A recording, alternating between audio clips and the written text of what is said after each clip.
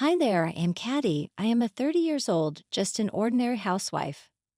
My husband, Giz, and I both love gardening, and our passion led us to buy a house with a large piece of land for gardening where we live now.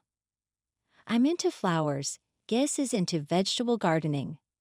Sharing a common hobby, we respect each other's interests and live happily together. That day, as usual, while Giz was at work, I thought of tending to the flowers and the garden. I had just finished my housework and was stepping out into the yard. Why is there a car parked here? There was an unfamiliar white car parked in the yard. It wasn't our car, and given our large property, maybe someone mistook it for a parking space. I looked for the owner, but no one was in the car or around, so I left a note under the car's wiper. "This is private property, please be careful next time." Then I returned to my gardening. The car was gone by the time Giz returned from work, so I thought someone must have parked by mistake and didn't think much of it. Afterward, however, a few days later, after seeing Giz off to work and finishing my chores around noon, I went outside to tend the garden.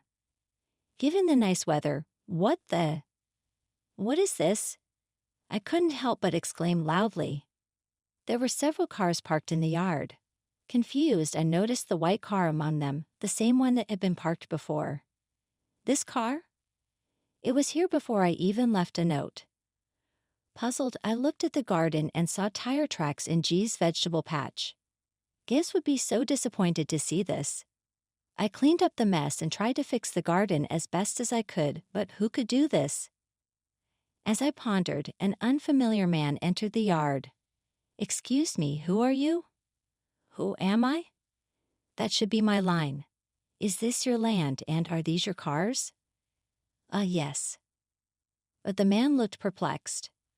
But I was the one truly baffled. "Excuse me, but do you know why there are so many cars here?"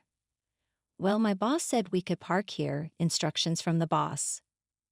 At first, I thought maybe Giz lent the space to a colleague out of kindness, but Giz isn't a boss, and he hadn't mentioned anything to me.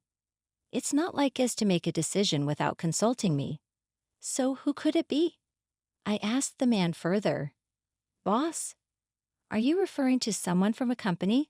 "Yes, from the company over there called." He seemed dubious but willingly told me the company name. Apparently, a branch of the company had recently moved into a nearby vacant store, and they had been instructed to park in our garden.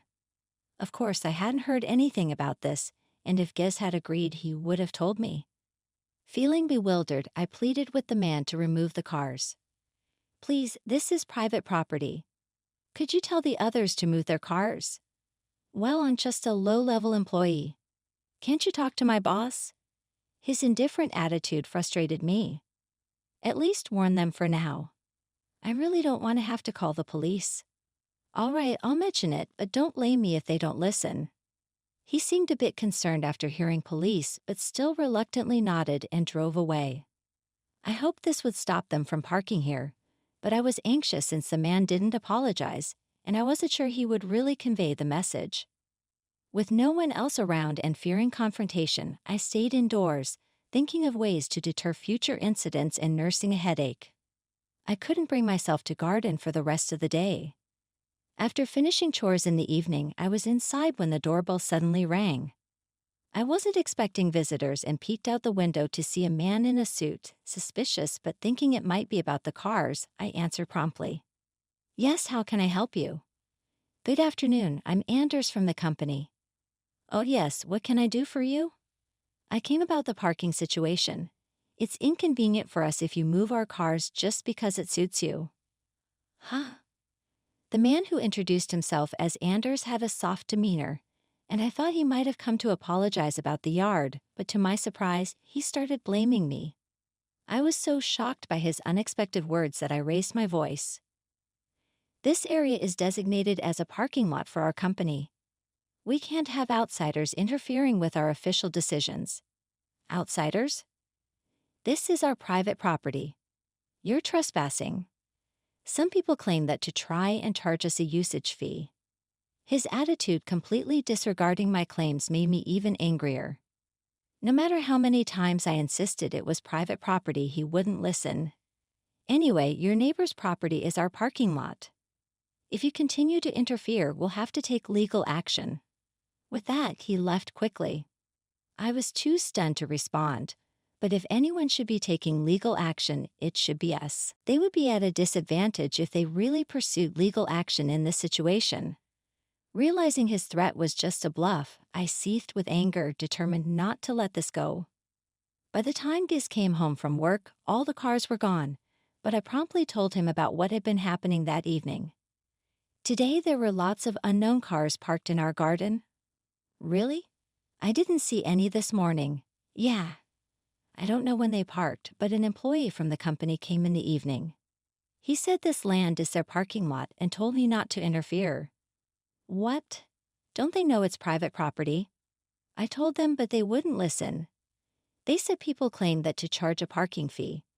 Our garden was ruined. What should we do? Hearing my story and seeing the state of the garden, Guess was very angry. His carefully tended vegetables had been damaged, which was understandable. However, pursuing legal action would be time-consuming and costly. We couldn't just move the cars ourselves, as that would be illegal.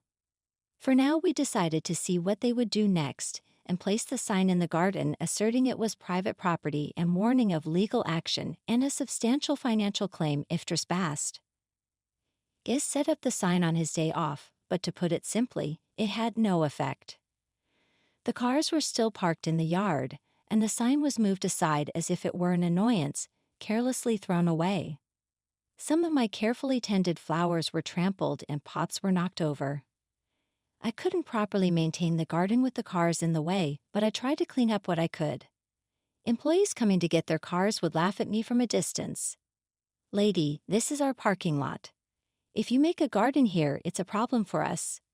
"Yeah, and about that sign, our boss said it's legally invalid." "Better demolish it if you don't want to get sued." Their appalling words stung as they got into their cars and drove off. Despite my warnings, they continued to disregard them, ruining my beloved garden and hurling unjust insults. These days wore heavily on me, and Giz noticed how tired I was becoming. "Caddy, maybe you should stop going out to the garden for a while. Neither your flowers nor my vegetables will matter until we resolve this situation." I had been visiting the garden daily, concerned about the flowers and G's vegetables, but I nodded tearfully at his words.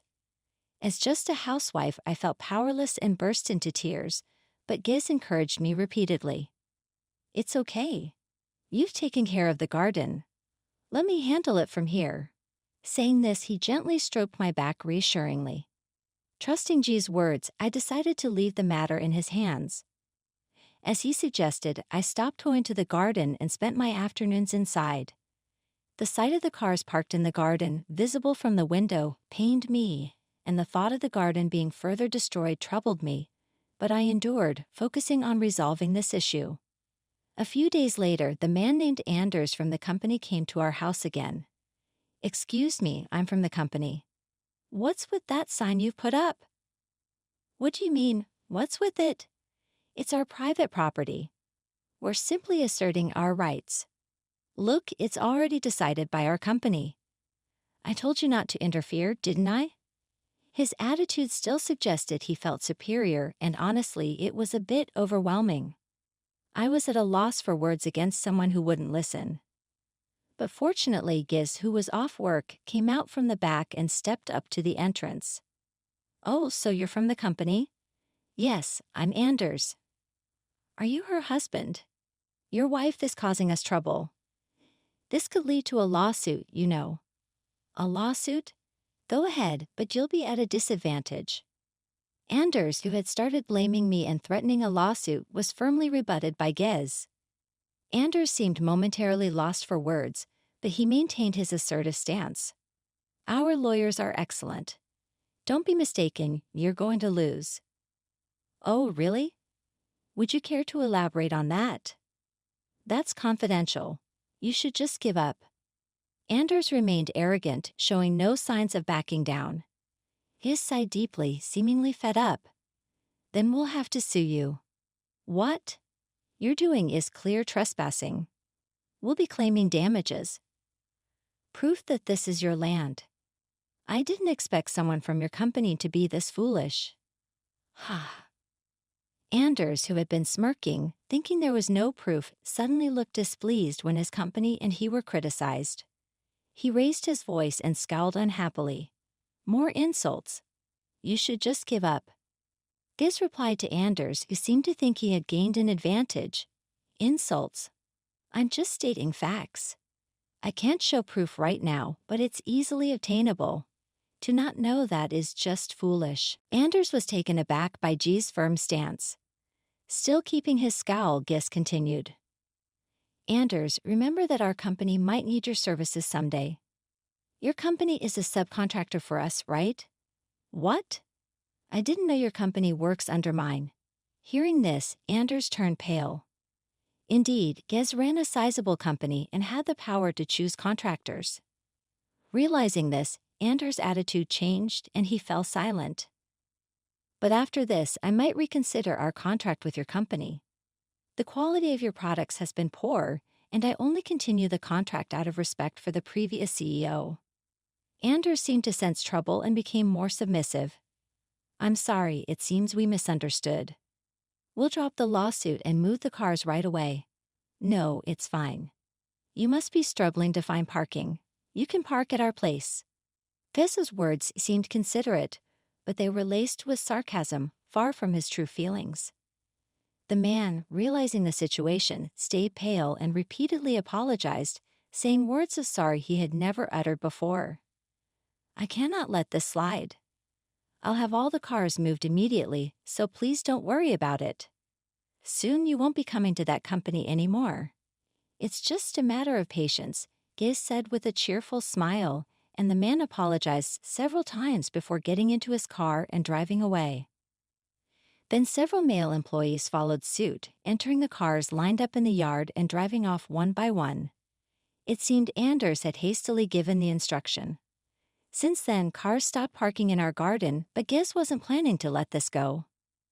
Later, a meeting was held at our house with the president of the company and Anders. Thank you for coming.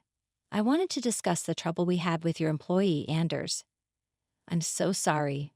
We will certainly hold him accountable, the president of the company, being a subcontractor to Giz's company and at risk of losing business, was entirely apologetic and showed no sign of defiance.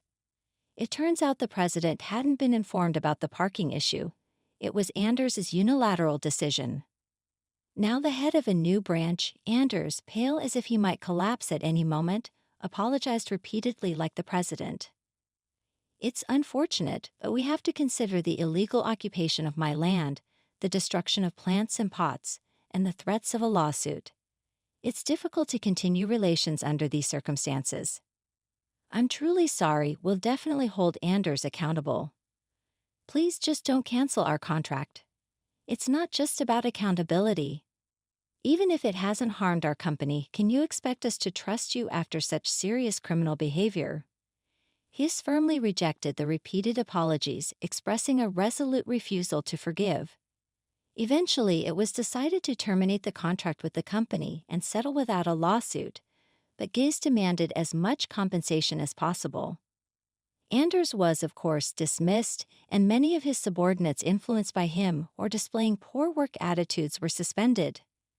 The tenant space where the branch had been became vacant again, and peace finally returned to our home. Despite losing many valuable things due to this ordeal, Giz and I have started our gardening anew, enjoying our shared hobby.